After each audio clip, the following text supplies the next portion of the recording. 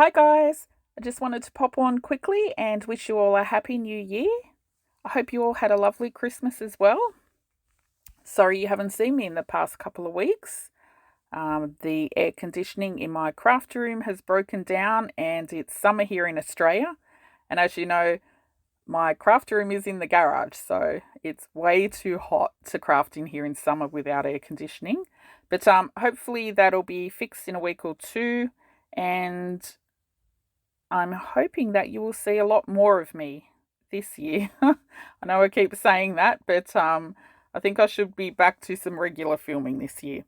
Anyway, these are a few pictures of orders that I've randomly taken throughout the year, just whenever I think to take a picture.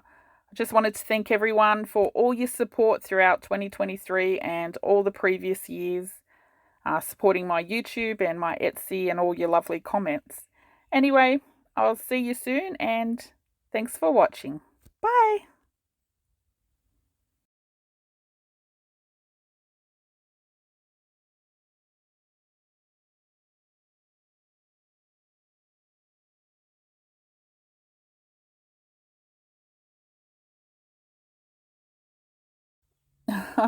Yes, that one is videotape.